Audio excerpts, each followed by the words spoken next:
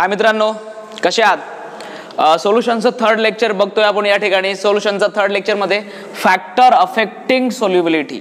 Okay, मग काल lecture म्हणजे नेक्स्ट लेक्चर मध्ये जे बॅक लेक्चर होतं त्या लेक्चर मध्ये आपण एक गोष्ट बघितली होती, solubility.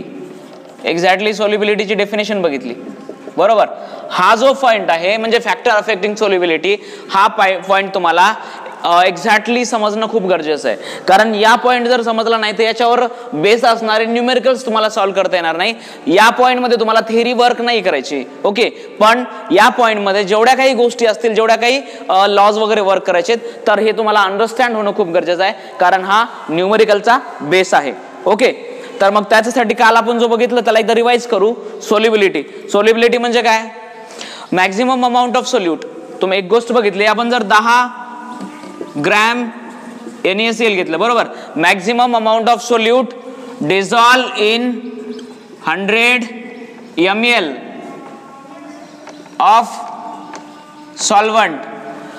10 gram NaCl dissolve in 100 ml of solvent. म्हणजे या NaCl ची वॉटर मध्ये जी मॅक्झिमम अमाऊंट, समजा 27 डिग्री सेल्सिअस म्हणजे 27 डिग्री सेल्सिअसला जेवढं जास्तीत जास्त NaCl डिझॉल्व होईल त्याची जी कॅपॅसिटी आहे त्या कॅपॅसिटीला आपण काय म्हणतो? सोल्युबिलिटी. ओके, हे आपण कालच बघितलं होतं. तर याच्यानंतर आपण बघणार आहोत की आपण आणखी याच्यामध्ये काय काय फॅक्टर्स आहेत, किंवा कोणतं, हे एक सोल्यूट आहे, बरोबर. तर कोणतं सोल्यूट टाकलं तर त्या सोल्यूटचं टाकण्यामुळं कुठल्या सॉल्व्हंट मध्ये कुठलं सोल्युशन टाकलं तर ते डिझॉल्व्ह होतं, किंवा कुठल्या सोल्युशन मधले कुठलं सॉल्व्हंट टाकलं तर ते डिझॉल्व्ह होणार नाही, हे गोष्ट आपण बघणार आहोत. ओके, तर पहिला फॅक्टर आहे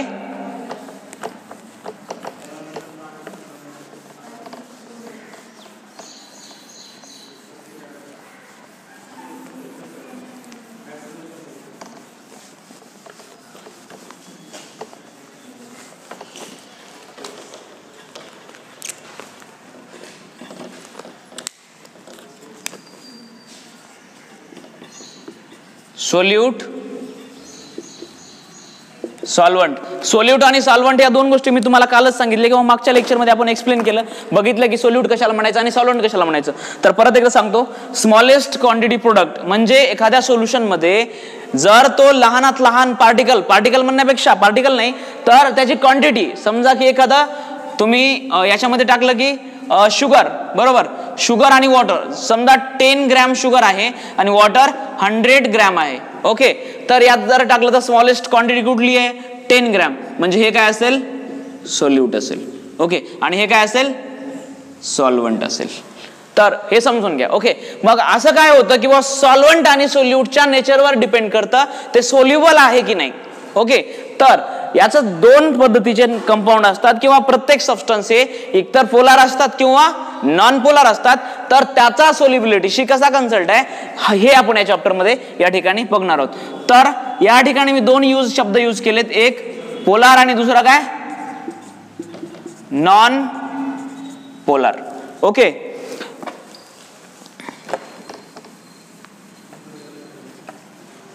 तर काय होतं? Polar substance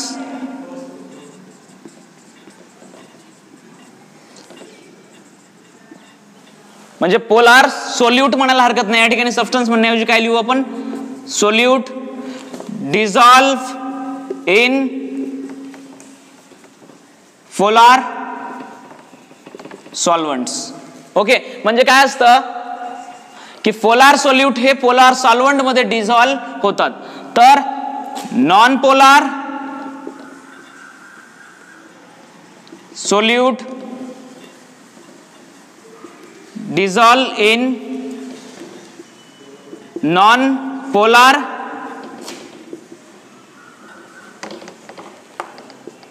सॉल्व्हंट्स. ओके, तर हे दोन स्टेटमेंट तुम्ही प्रॉपरली लिहून घ्या, जेणेकरून तुम्हाला कळलं पाहिजे की नेमकं काय होतं. म्हणजे polar solute dissolve in polar solvent आणि non polar solute dissolve in non polar solvents. Okay, तर आता नेमकं एक्झॅक्टली तुम्हाला ही गोष्ट कळली नसेल की पोलार काय असतं, कशाला म्हणावं, आणि नॉन पोलार कशाला म्हणावं, म्हणजे जिथं पोलॅरिटी वर्क करते, ज्या ठिकाणी पोल क्रिएट होतो त्या कंडिशनला, त्या स्पॉटला, त्या इलेमेंटच्या सबस्टन्सला आपण काय म्हणतो, पोलॅरिटी आहे किंवा पोल आहे. ओके, तर तुम्ही हे दोन स्टेटमेंट लिहून घ्या. या ठिकाणी मी तुम्हाला एक डिफरंट जाऊन इलेक्ट्रोनिगेटिव्हिटी कन्सेप्ट थोडीशी डीपली सांगणार आहे. डीपली नाही पण ठीक आहे, नेमकं तुम्हाला पोलर आणि नॉन पोलर मधला फरक कळेल. ओके, काही मुलांनी मला इलेक्ट्रोनिगेटिव्हिटी शिकवण्यासाठी पण सांगितली होती, मग तो एक बेस आणि ठीक आहे या ठिकाणी सुद्धा गरज पडणार आहे, म्हणून त्याला एकदा शिकवतो. या पार्टचा म्हणजे या चॅप्टरचा पार्ट नाही येतो ऍक्च्युली, पण तो बेस आहे या चॅप्टरच्या पार्टचा याचाच. ओके,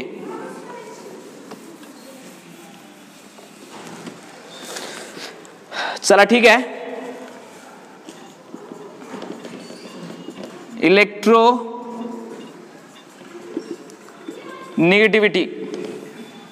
इलेक्ट्रोनिगेटिव्हिटी काय असतं, की नेमकं कशाला म्हणावं इलेक्ट्रोनिगेटिव्हिटी. तर जर आपण लेफ्ट टू राईट आणि अप टू डाऊन पिरियडिक टेबलचा विचार केला, जर लेफ्ट टू राईट आणि अप टू डाऊन पिरियडिक टेबलचा विचार केला, तर left to right atomic size are decrease. Atomic size काय होते, डिक्रीज. आणि up to down atomic size काय होते, इनक्रीज. बरोबर, because left to right atomic size decrease होते, याचं रिझन आहे न्यूक्लिअर चार्ज काय होतो, इनक्रीज होतो. आणि up to down atomic size increase होते, याचं रिझन काय, की number of shells are increase. Okay, nuclear charge जरी इनक्रीज होत असेल तरी त्यासोबतच नंबर ऑफ शेल सुद्धा काय होतात, इनक्रीजच होतात. मग पण ॲटॉमिक साईज डिक्रीज झाल्यामुळं काय होतं, की आउटर मोस्ट इलेक्ट्रॉन आणि न्यूक्लियस यांच्यामधलं डिस्टन्स कमी होतं. कमी डिस्टन्स झाल्यामुळं attraction of force in nucleus to outer most electron are increase. म्हणजे न्यूक्लियस मधून बाहेरचं जे शेल असतात, ज्याला आपण याला nucleus to outer most shell मधल्या इलेक्ट्रॉनची जर साईज कमी झाली तर इंटरमॉलिक्युलर फोर्स ऑफ अट्रॅक्शन काय होतं, इनक्रीज होतं. आणि इंटरमॉलिक्युलर फोर्स ऑफ अट्रॅक्शन जर इनक्रीज झालं तर इलेक्ट्रोनिगेटिव्हिटी सुद्धा काय होते, इनक्रीज होते. ही गोष्ट या ठिकाणी महत्वाची आहे. मग इकडं खाली आल्यामुळे काय होतं, की साईज इनक्रीज होते, त्यामुळे डिस्टन्स इनक्रीज होतं. डिस्टन्स इनक्रीज झाल्यामुळे काय होतं, की इंटरमॉलिक्युलर फोर्स ऑफ अट्रॅक्शन कमी होतो. Okay, intermolecular force of attraction कमी झाला म्हणजे इलेक्ट्रोनिगेटिव्हिटी डिक्रीज होते. ओके, जसं की H आणि Cl हे दोन एक एलिमेंट्स आहेत. बरोबर, प्रॉपरली जर पहिल्यांदा आपण H चं काढलं आणि Cl चं काढलं तर Cl ची म्हणजे ॲटॉमिक साईज ही H पेक्षा खूपच कमी आहे. याचा अर्थ centre to last new electron म्हणजे पहिल्या टू शेवटच्या इलेक्ट्रॉन मध्ये डिस्टन्स आहे ते काय, कमी आहे. आणि ते डिस्टन्स कमी आहे, यामुळे हा मोर इलेक्ट्रो निगेटिव्ह म्हणून याच्यावर चार्ज कुठला येतो, मायनस चार्ज येतो. बरोबर, आणि हा याच्यावर चार्ज कुठला, इलेक्ट्रो पॉझिटिव्ह म्हणून प्लस चार्ज. म्हणजे हायड्रोजनला तो आपल्या साईडकडं म्हणजे स्वतःच्या साईडकडं, जसं Cl चे सराउंड आहे आणि हे हायड्रोजन, तर हायड्रोजन त्याच्या साईडला ओढले जातो. याचं रिझन हे आहे. जर हायड्रोजन त्या साईडला ओढले जात असेल तर तो मोर इलेक्ट्रोनिगेटिव्ह आहे, म्हणून त्या ठिकाणी पोल क्रिएट होतो. आणि तो पोल क्रिएट होणं म्हणजे पोलार मॉलिक्युल्स. ओके, मग नॉन पोलार म्हणजे कुठले, H2. H2 मध्ये काय, दोन्ही पण H ची जी कॅपॅसिटी आहे ती काय असेल, इक्वल असेल. मग हे दोन इलेक्ट्रॉन जर एकमेकांना ओढतील तर कोणीच एकमेकाला जास्त जवळ ओढू शकणार नाही, त्यामुळे काय होतं, यांना नॉन पोलार. म्हणून काय, पोलार एलिमेंट्स हेच पोलार मध्ये डिसॉल्व असतात आणि नॉन पोलार एलिमेंट्स हेच नॉन पोलार मध्ये मॉलिक्यूल कंपाऊंड हे नॉन पोलार मध्ये डिसॉल्व असतात. म्हणून आपण काय करू शकतो, या ठिकाणी सोल्यूट आणि सॉल्व्हंट हे यांचं जे रिलेशन आहे डिसॉल्व होण्याचं, तर सोल्यूटच म्हणजे पोलार सोल्यूट हे पोलार सॉल्व्हंट मध्येच डिसॉल्व होतात, किंवा नॉन पोलार सोल्यूट हे सॉल्व्हंट हे नॉन पोलार सॉल्व्हंट मध्येच डिसॉल्व होतात. ओके,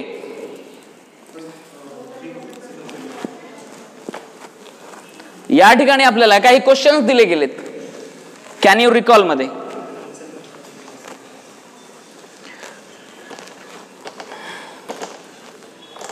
गजू सर, ते कॅन यू रिकॉलचे क्वेश्चन बघू द्या.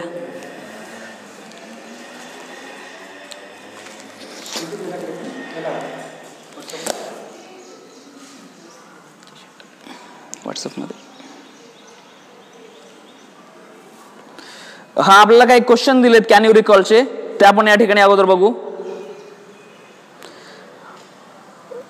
फॅक्टर म्हणजे फॅक्टर अफेक्टिंग सोल्युबिलिटीच्या खाली जो आपलं पहिलं होतं नेचर ऑफ सोल्युट अँड सॉल्व्हंट, ते मी आता एक्सप्लेन केलं.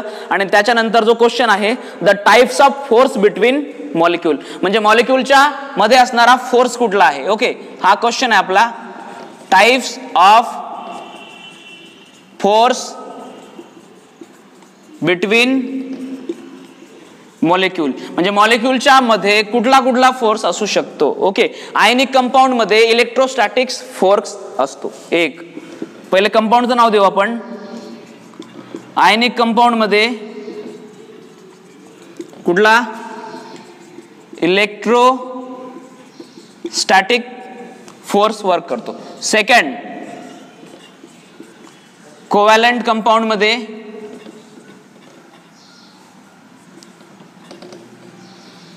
कोव्हॅलंट फोर्स किंवा त्याला आपण शेअरिंग ऑफ इलेक्ट्रॉन्स म्हणतो. ओके,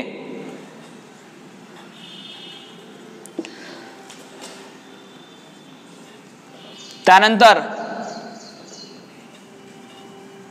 हायड्रोजन फोर्स, जसं बेन्झिन रिंग आहे, बेन्झिन रिंग मध्ये हायड्रोजन किंवा H2O आहे, H2O मध्ये हायड्रोजन फोर्स वर्क करते. ओके, तर या ठिकाणी आपल्याला एक गोष्ट लक्षात ठेवावी लागेल की कोव्हॅलंटचा फोर्स आपण यूज करत नाही. कोव्हॅलंट कंपाऊंडला आपण जनरली नॉन पोलार असं कन्सिडर करतो. आयनिक मात्र जवळपास काय असतात, पोलार कंपाऊंड्स असतात. तर यामध्ये सेकंड आणखी एक कॅन यू रिकॉल प्रश्न विचारला गेलाय, तो कंपाऊंडशी रिलेटेड आहे. Can you recall second number बघा.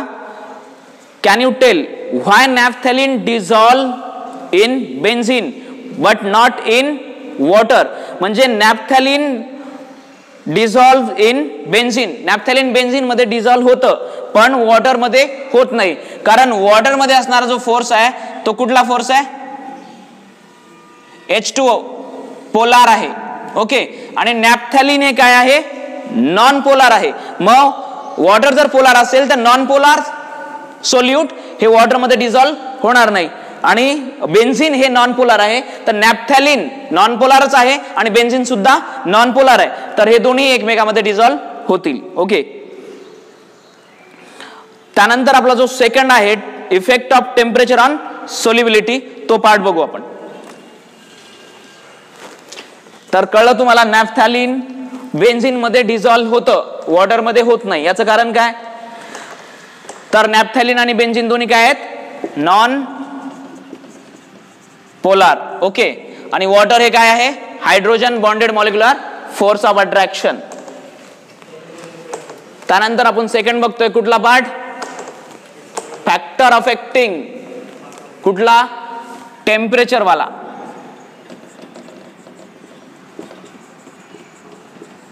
टेम्परेचरचा काय कन्सल्ट आहे ज्याच्यामुळे सोल्युबिलिटी इन्क्रीज ऑर डिक्रीज होते. तर जनरली आपण विचार करत असाल प्रत्येक वेळेला की जर टेम्परेचर इन्क्रीज झालं, काय होतं, टेम्परेचर इन्क्रीज झालं तर सोल्युबिलिटी काय व्हायला पाहिजे होती, इन्क्रीज व्हायला पाहिजे होती. बरोबर, म्हणजे जनरली आपण असाच विचार करत असाल, पण ऍक्च्युली असं होत नाही. टेम्परेचर इन्क्रीज जर केलं तर सोल्युबिलिटी एकतर इन्क्रीज होते किंवा सोल्युबिलिटी डिक्रीज होते, म्हणजे दोन्ही पण गोष्टी होऊ शकतात. पण याला काय रिझन आहे की बाबा टेम्परेचर इन्क्रीज आणि डिक्रीज होतं, तर आपण दोन गोष्टी बघू, एक्झोथर्मिक आणि एंडोथर्मिक या दोन रिएक्शन्स बघू. ओके, एक काय एक्झोथर्मिक आणि दुसरं काय एंडोथर्मिक. एक्झोथर्मिक मध्ये काय होतं, हीट बाहेर जाते. एक्झोथर्मिक काय होते, हीट बाहेर जाते. आणि एंडोथर्मिक मध्ये काय होतं, हीट ऑब्झर्व होते. ओके, आउट म्हणजे काय होते, बाहेर जाते. आणि याच्यामध्ये काय होतं, हीट येते. तर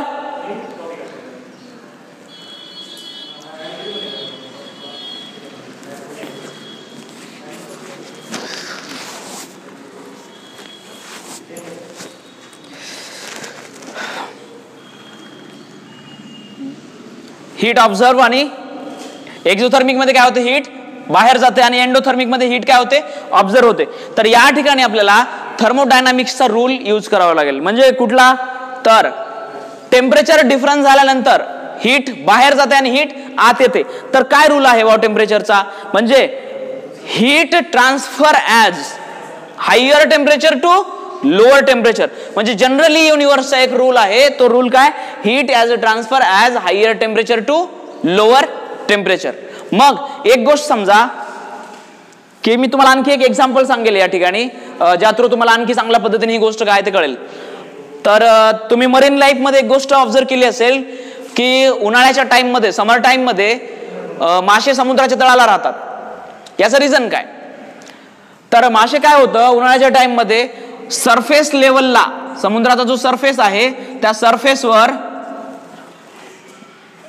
उन्हाळ्यामुळं ऊन तापलेलं असतं आणि हे वरच्या लेवलचं, सरफेस लेवलचं जे पाणी आहे त्याचं काय होतं, टेम्परेचर वाढतं. आणि टेम्परेचर वाढल्यामुळं सरफेसला जे वॉटर मॉलिक्युल्स असतात त्या मॉलिक्युल्स मधनं ऑक्सिजन काय होतो, बाहेर जातो. म्हणजे ऑक्सिजनची सोल्युबिलिटी टेम्परेचर इन्क्रीज झाल्यानंतर काय होते, डिक्रीज होते. Solubility of oxygen increase of temperature decreases. म्हणजे ऑक्सिजनची जी सोल्युबिलिटी आहे, पाण्याचं जर हॉटनेस वाढलं म्हणजे पाणी गरम झालं तर सोल्युबिलिटी काय होते, डिक्रीज होते. म्हणजे वेपर सोबत यातले ऑक्सिजन काय होतात, वर जातात. वर गेले म्हणजे कुठले जातात, फक्त सरफेस ऑफ सी, म्हणजे सीच्या, समुद्राच्या सरफेसचे. जर समुद्राच्या सरफेसचे ऑक्सिजन बाहेर गेला तर जर मरीन लाईफ मधले जे तुमचे लिव्हिंग ऑर्गॅनिझम्स आहेत ते जर वरच्या सरफेसला आले तर त्यांना ऑक्सिजनचा पुरवठा कमी होतो. त्यांचा ऑक्सिजनचा पुरवठा कमी होत असेल म्हणून ते काय करतात, सरफेसला येणं सेक्युअर समजत नाहीत, म्हणून ते काय करतात, उन्हाळ्याच्या टाइमला ते खालच्या भागाला राहतात. मरीन मध्ये ही गोष्ट कॅरी होते. हा एक सोल्युबिलिटीचा फॅक्टर आहे जो टेम्परेचरशी डिपेंड आहे. मग या ठिकाणी काय झालं, हीट वर का गेली हा प्रश्न पडला ना, बरोबर. मला सांगा, टेम्परेचर इन्क्रीज झाल्यामुळं सरफेस लेवलचं टेम्परेचर काय झालं होतं, जास्त झालं होतं. म्हणजे पाणी गरम झालं होतं. ते पाणी गरम झालं, वर जाणं, वर का गेलं, ते हीट बाहेर गेली. हीट बाहेर जाण्याचं रिझन हे आहे की वरचं टेम्परेचर काही वेळेसाठी, काही कंडिशनसाठी डिक्रीज झालेलं असेल. डिक्रीज म्हणजे या तुलनेत कमी असेल, म्हणून ते काय होतं, एकतर ते मध्ये पण जातं आणि वर पण जातं. हीट एकतर एक्झॅक्टली खाली पण जात असते, कारण मध्ये पण टेम्परेचर काय आहे, कमी आहे, आणि वर पण टेम्परेचर काय आहे, कमी आहे. पण काही वेळानंतर जो उन्हाचा, म्हणजे ऊन कमी झाल्यानंतर काही वेळानंतर काय होतं की वरचं टेम्परेचर कमी होतं, ऍटमॉस्फेरिक टेम्परेचर कमी होतं. ऍटमॉस्फेरिक टेम्परेचर कमी झाल्यामुळं हीट बाहेर जाते. ओके, त्यासोबत हे पाणी सुद्धा कूल होतं. म्हणून उन्हाळ्याच्या टाइम मध्ये मरीन लाईफ मधले जे लिव्हिंग ऑर्गॅनिझम्स आहेत ते लिव्हिंग ऑर्गॅनिझम सरफेसला सेक्युअर समजत नाहीत आणि ते कुठं असतात, समुद्राच्या तळाला राहणं पसंत करतात. ओके, तर ही झाली टेम्परेचरची, म्हणजे टेम्परेचर वाढल्यानंतर सोल्युबिलिटी इन्क्रीज ऑर डिक्रीज दोन्ही पण गोष्टी घडतात. ओके, ही गोष्ट तुम्हाला प्रॉपरली या ठिकाणी कळली असेल की टेम्परेचर मुळे काय कन्सल्ट होतो की सोल्युबिलिटी इन्क्रीज पण होते आणि सोल्युबिलिटी डिक्रीज पण होते. त्यासाठी डिपेंड काय करतं, एक्झोथर्मिक आणि एंडोथर्मिक. ओके, एक्झोथर्मिक म्हणजे काय, हीट त्यातनं बाहेर निघून जाणे, ही कंडिशन ज्या वेळेला घडते त्या प्रोसेसला काय म्हणतो आपण, एक्झोथर्मिक. आणि एंडोथर्मिक म्हणजे काय, हीट ज्या वेळेला बाहेरनं आतमध्ये येते त्या कंडिशनला काय म्हणतो आपण, एंडोथर्मिक. ओके, हे झाले आपले दोन फॅक्टर. यानंतर आपण जो तिसरा फॅक्टर बघणार आहोत तो प्रेशरचा. ओके, प्रेशरमुळं जर तुम्ही कुठल्याही सोल्युशनला जर प्रेशराइज्ड केलं तर त्याच्या सोल्युबिलिटी मध्ये चेंजेस होत नाही. ओके, त्याच्या सोल्युबिलिटी मध्ये चेंजेस होत नाहीयेत. ओके, ते चेंजेस न होण्याचं जे कारण आहे ते कारण आपण हेनरी, लॉ ऑफ हेनरी या थ्रू नेक्स्ट लेक्चर मध्ये बघणार आहोत. ओके, म्हणजे थर्ड जो आपला फॅक्टर अफेक्टिंग सोल्युबिलिटी आहे, म्हणजे सोल्युबिलिटी होण्यासाठी जे फॅक्टर अफेक्टिंग आहेत हे दोन ज्या गोष्टी आपण बघितल्या, टेम्परेचर आणि पहिली म्हणजे काय बघितलं, सोल्यूटचं nature of solute and solvent. या दोन गोष्टी आपल्याला समजून घ्यायच्यात, अंडरस्टँड करायच्यात. आणि तिसरं जे फॅक्टर आहे आपलं काय आहे, तिसरं factor pressure, factor affecting pressure. प्रेशरचं मात्र आपल्याला हेनरी लॉ थ्रू याचे कॅल्क्युलेशन्स करायचे आहेत आणि त्याला प्रॉपरली याच्यावर न्यूमेरिकल सॉल्व्ह करायचे आहेत. ते आपण नेक्स्ट लेक्चर मध्ये बघणार आहोत. Thank you for your